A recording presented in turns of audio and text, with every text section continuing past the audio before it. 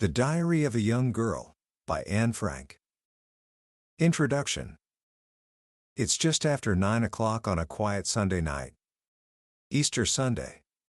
In a hidden set of rooms tucked behind a bookcase in Amsterdam, 8 people are sitting in absolute darkness. They can't move. They can't speak above a whisper. Suddenly, from the warehouse below, they hear a loud bang. Then silence. The clock strikes 10:15. The color has drained from their faces, but they remain calm, waiting. Where are the men who went to investigate? What was that noise? Then, footsteps on the stairs. Not their own. Slow, deliberate footsteps coming up towards them. The 8 people hold their breath. 8 hearts pound in the silent dark. The footsteps stop right outside their hiding place, the swinging bookcase. And then, a sound that freezes their blood. A rattling at the bookcase. A young girl, not yet 15, thinks to herself, "Now we're done for." She has visions of being dragged away that very night. More rattling. A can falls over somewhere inside the office. Then, the footsteps recede. A shiver runs through the room. Someone's teeth are chattering in the darkness. But for now, for this moment, they are safe. That young girl was Anne Frank. And for 761 days, this was her world. A world of silence and fear, of tension and hope, all lived out within the secret walls of an office annex. Her story, captured in a simple diary she named Kitty, was never meant to be a global phenomenon. It was the private confidences of a teenage girl grappling with life, with love, and with the bewildering world of adults. Yet, this diary has since sold more than 30 million copies and been translated into over 70 languages. It has become one of the most essential books of our time. Why? Because it's more than a historical record. It is a profound and intimate journey into the heart of a brilliant young mind, a mind that refused to be extinguished by the darkness closing in around her. Today, we're going to step behind that bookcase with her. We will listen to her story, not just as a tragedy of the past, but as a powerful lesson in what it means to be human. By the end of our time together, you'll understand how a girl who lost everything managed to find a voice that would echo for eternity, and you'll discover the secret she held onto until the very end, that even in the deepest despair, there is a reason to believe in beauty, in goodness, and in the coming of the light. Book summary. Our story begins in the summer of 1942. The world is at war, and for the Jews of Amsterdam, the walls are closing in. A series of decrees has stripped them of their freedoms. They have to wear a yellow star. They can't use streetcars, can't ride in cars, can't visit theaters or parks. Their world has shrunk to a few designated streets and a few permitted hours. For 13-year-old Anne Frank, life is still filled with the normal buzz of a teenager. She has friends, a throng of admirers, a loving family. On the surface, she seems to have everything. But underneath, she feels a profound loneliness. She writes in her diary, "I don't have a friend." She means a true friend, someone to whom she can confide her deepest thoughts and feelings. And so, on her 13th birthday, she begins to write to an imaginary friend she names Kitty. "I hope I will be able to confide everything to you," she writes, "as I have never been able to confide in anyone, and I hope you will be a great source of comfort and support." She has no idea how much she will need that comfort. Just a few weeks later, on a quiet Sunday in July, the moment her family had been dreading arrives. A call-up notice from the SS is delivered to their door. Not for her father, as they first feared, but for her 16-year-old sister, Margot. Everyone knows what a call-up means: concentration camps and a fate unknown. That night, there is no debate. Her father, Otto Frank, had a plan in place for just this moment. He had been quietly moving furniture and supplies into a secret hiding place. The plan was to go into hiding on July 16th, but Margot's notice forces them to move up the date. They will leave the very next morning. Imagine that moment. You have to leave your home, your cat, your entire world behind, and you don't know if you'll ever return. What do you take? Anne begins packing a school bag. The first thing she puts in is her diary. Then, curlers, handkerchiefs, school books, a comb, old letters. Memories mean more to me than dresses, she would later reflect. The next morning, they leave. To avoid suspicion, they can't carry suitcases. Instead, they wear layers upon layers of clothing. Anne describes wearing 2 undershirts, 3 pairs of underpants, a dress, a skirt, a jacket, a raincoat, 2 pairs of stockings, heavy shoes, a cap, and a scarf. I was suffocating even before we left the house, she writes, but no one bothered to ask me how I felt. They leave the breakfast things on the table and a pound of meat for the cat, Morcha, to create the impression that they left in a hurry. Then they close the door behind them and walk out into the pouring rain. Their destination is a place Anne knows well, but could never have imagined as her entire world, the office building where her father works. Tucked away at the back of the building, concealed by a plain gray door, is a set of rooms she will come to call the Secret Annex. When they arrive, the annex is a chaotic mess of boxes and furniture that had been sent over in the preceding months. But for Anne and her father, the 2 cleaner-uppers in the family, the work is a welcome distraction. They spend all day unpacking boxes, filling cupboards, and hammering nails, trying to create a home out of their hiding place. Soon, they are not alone. They are joined by the Van Daan family, Mr. and Mrs. Van Daan and their teenage son, Peter. Later, an 8th person arrives, a dentist named Albert Dussel, whom Anne must share her tiny room with. And so begins the strange, confined life of the 8 residents of the Secret Annex. Life in the annex quickly settles into a routine governed by one absolute rule: silence. From 8:30 in the morning until the evening, when the warehouse workers below have gone home, they must live like ghosts.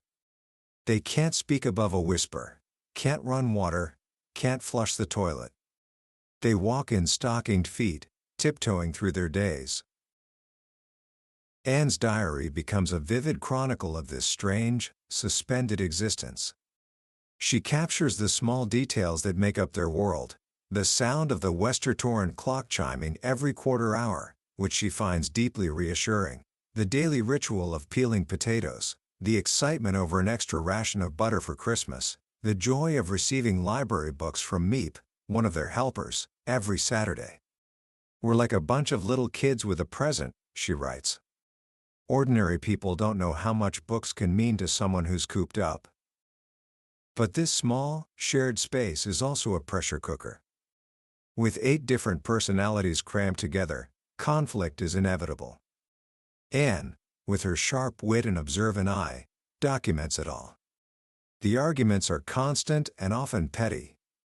They argue about food, about chores, about politics, about how to raise children. Mrs. Van Daan, in Anne's telling, is vain and flirtatious, perpetually dissatisfied, and always trying to get the best portion of food. She irritates Anne to no end with her flirtations with Anne's father, Pim. Mr. Van Daan is often grouchy, especially when his cigarette supply runs low. And Mr. Dussel, the latecomer, proves to be a pedantic, old-fashioned disciplinarian who preaches long sermons on manners and is infuriatingly slow to catch on to the rules of the house. The Van Daans, she writes, seem to take special delight not only in raising their own children but in helping others raise theirs, and Anne, who sees herself as having enough mischief for the 2 of us, is a frequent target. The air has been filled with the Van Daan's admonitions and my saucy replies, she notes. These quarrels, day after day, take a toll. I think it's odd that grown-ups quarrel so easily and so often and about such petty matters, she writes. Up to now I always thought bickering was just something children did and that they outgrew it. But more than any external conflict, the deepest struggle for Anne is the one happening within her own heart. She feels utterly alone. It is this profound loneliness that led her to the diary in the first place, but living in hiding only amplifies it. Her relationship with her mother, Edith, is a source of constant pain. At moments like these I can't stand Mother, she confesses. It's obvious that I'm a stranger to her. She doesn't even know what I think about the most ordinary things. Anne sees her mother as lacking the tact and understanding she craves. She needs a mother she can respect, an example to follow, but feels that in most things, her mother is an example of what not to do. This feeling comes to a head one night when Anne cruelly rejects her mother's attempt to say prayers with her. Later, seeing the deep sorrow in her mother's face, she feels a pang of pity, but can't bring herself to apologize.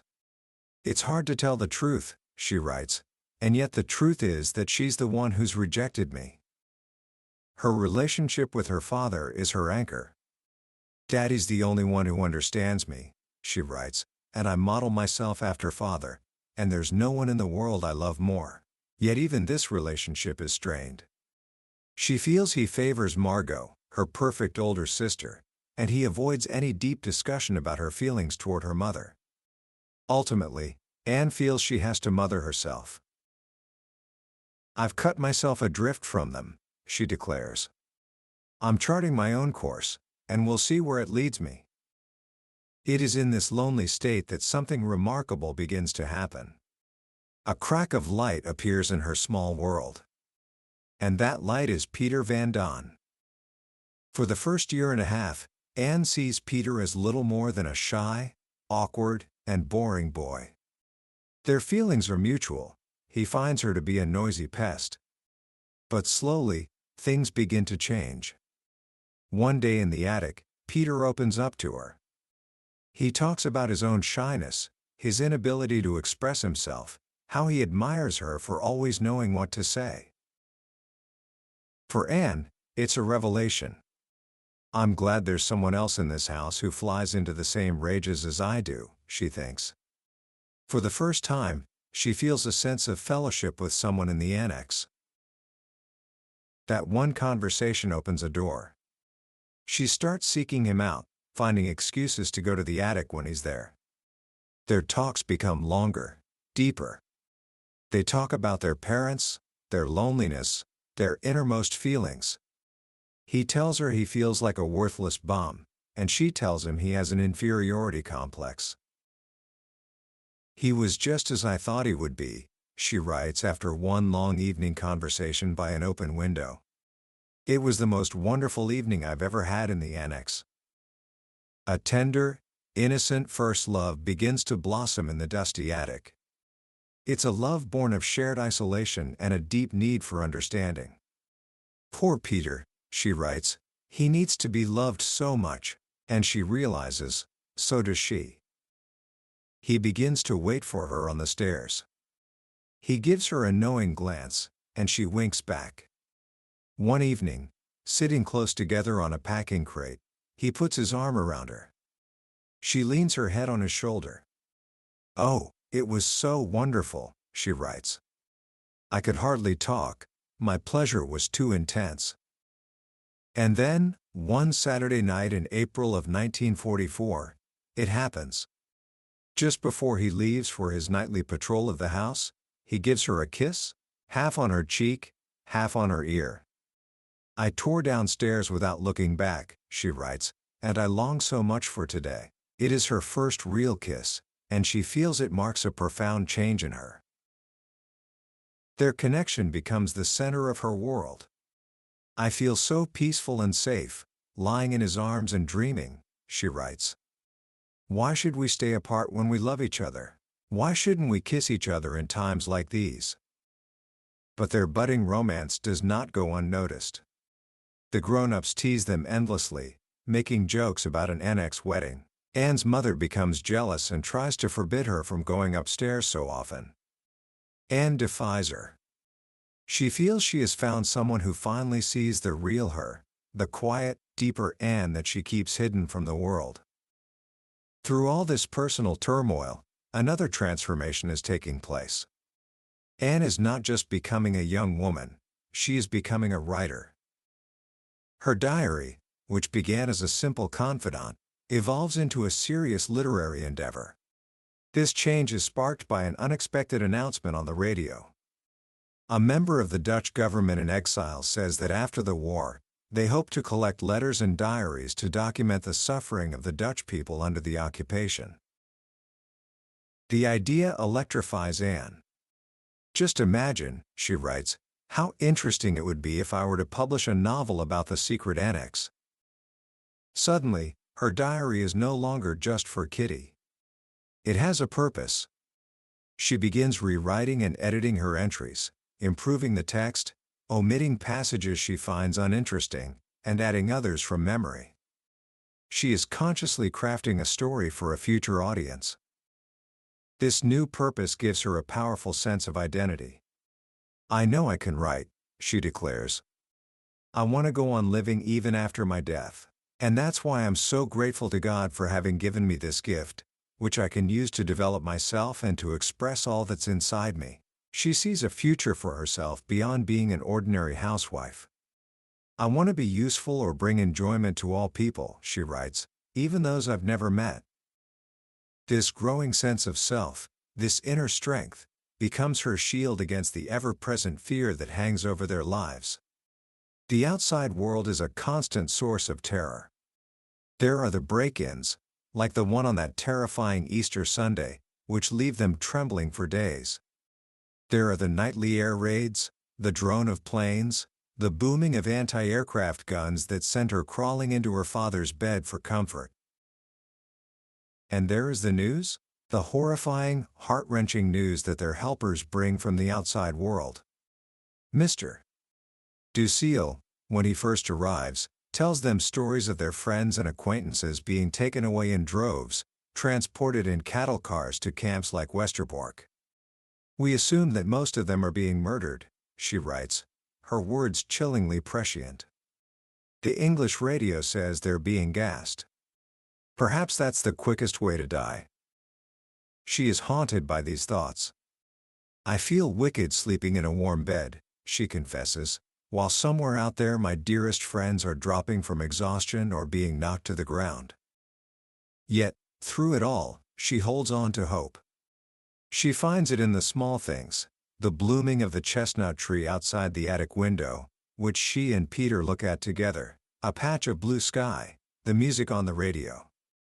"As long as this exists," she thinks, "this sunshine in this cloudless sky, and as long as I can enjoy it, how can I be sad?" This becomes her guiding philosophy. She rejects her mother's advice to think of others suffering to feel better. "My advice," she writes, "is, go outside, to the country, enjoy the sun and all nature has to offer. Go outside and try to recapture the happiness within yourself. A person who's happy will make others happy. A person who has courage and faith will never die in misery." As the months turn into years, and 1944 arrives, this hope is fueled by news of the war turning in their favor. The Allied invasion of Normandy on June 6, D-Day, sends a huge wave of excitement through the Annex. "Is this really the beginning of the long-awaited liberation?" she writes. "Where there's hope, there's life. It fills us with fresh courage and makes us strong again." In her final months, Anne's diary entries are filled with a breathtaking maturity. She reflects on her own character, her bundle of contradictions. She describes her two sides, the exuberant, flippant, cheerful Anne that she shows to the world, and the other Anne, the one that is much purer, deeper and finer, which no one knows. And in what is perhaps her most famous passage, she reaffirms her faith in humanity, a faith that seems almost impossible given her circumstances. "It's a wonder I haven't abandoned all my ideals, They seem so absurd and impractical, she writes on July 15, 1944. Yet I cling to them because I still believe, in spite of everything, that people are truly good at heart. Her final diary entry is dated Tuesday, August 1, 1944. She writes again about being a bundle of contradictions, about the struggle between the two Annes inside her. It ends with a question, a yearning to find a way to become the person she wants to be, the person she knows she is on the inside, if only there were no other people in the world. 3 days later, on the morning of August 4, 1944, a car pulled up to 263 Prinsengracht. The German security police, acting on a tip from an unknown informant, had found the secret annex. Anne's diary ends there. But her voice does not. Commentary. After the raid, the Gestapo ransacked the annex, searching for valuables. In their haste, they swept a pile of books and papers onto the floor, dismissing them as worthless. Among them was Anne's diary. 2 of the helpers, Miep Gies and Bet Voskuil, returned to the annex after the police had gone. They gathered up the scattered pages, and Miep tucked them away in a desk drawer, hoping to return them to Anne one day. That day never came. The 8 residents of the secret annex were sent first to Westerbork, and then on the last transport to ever leave for Auschwitz. Of the 8, only one would survive, Anne's father, Otto Frank. Herman van Pels was gassed in Auschwitz. His wife, Auguste, was moved through several camps and died in the spring of 1945. Their son, Peter, the boy who had found and given so much tenderness in that dusty attic, died in Mauthausen just 3 days before the camp was liberated. Albert Dussel died in the Neuengamme camp in December 1944. Anne's mother, Edith, died of starvation and exhaustion in Auschwitz in January 1945. Anne and her sister, Margot, were transported to Bergen-Belsen. There, in the horrific conditions of the camp, they both contracted typhus. Margot died first, and a few days later, in February or early March of 1945, Anne also succumbed. She was just 15 years old. The camp was liberated by British troops only a few weeks later. When Otto Frank returned to Amsterdam after the war, the sole survivor of his family and of the annex, Miep Gies, gave him his daughter's diaries. He later said that as he read them, he came to know a daughter he had never fully understood. He fulfilled her wish, the one she had expressed after hearing that radio broadcast, and had her diary published. What is it about this book that has touched the world so deeply? I think it's because The Diary of a Young Girl is not a book about war. It's a book about life, lived under the shadow of war. It's a story of adolescence, of a young mind awakening to the world and to herself. Anne's struggles are, in so many ways, our own struggles. Feeling misunderstood by your parents, the desperate need for a friend you can trust, the dizzying confusion and joy of first love, the struggle to figure out who you are and who you want to become, these are the timeless trials of growing up. Anne's circumstances were extraordinary, but her heart was universal. And that is her ultimate triumph. They took her freedom, they took her future, they took her life. But they could not take her voice. They could not extinguish the brilliant, hopeful, and profoundly human spirit that shines from every page of her diary. So, what can we take away from her incredible story? First, find your own chestnut tree. For Anne, looking out at that tree in the sliver of blue sky was a source of immense comfort and hope. It was a reminder that even when your world is small and dark, beauty still exists. Find that small piece of beauty in your own life, whether it's nature, music, art, or a quiet moment, and hold on to it. It's more powerful than you think. Second, start your own kitty. Anne wrote, "Paper has more patience than people." Her diary was her safe space to be angry, to be sad, to be confused, to be joyful. It was where she figured herself out. You don't have to be a great writer. Just the simple act of putting your thoughts on paper can bring incredible clarity and comfort. It gives you a place to be completely yourself. And finally, try to believe in the good. This is perhaps the hardest and most important lesson. After everything she saw and endured, after all the fear and suffering, Anne could still write, "I still believe, in spite of everything, that people are truly good at heart." That is not the statement of a naive child. It is a profound act of courage and defiance. In a world that often shows us its worst side, choosing to look for the good, in others and in ourselves, is one of the most powerful things we can do. We've explored the heart of this incredible diary today, but a summary is like looking at a photograph of a beautiful landscape. It can show you the outline, but it can't make you feel the sun on your skin or the wind in your hair. The true power of Anne's story is in her own words, in the quiet moments you spend with her on the page, feeling her joys, her fears, and her unbreakable hope. This summary is a doorway. If anything we've talked about has moved you, I urge you to walk through it. Grab a copy of the book, because reading it isn't just learning about history, it's an experience that can genuinely change the way you see yourself, your world, and the enduring strength of the human spirit. Also, if you found this journey valuable, please subscribe to our channel. That way, you won't miss our next exploration into another life-changing book from the billionaire's bookshelf. Let's keep growing and keep learning together.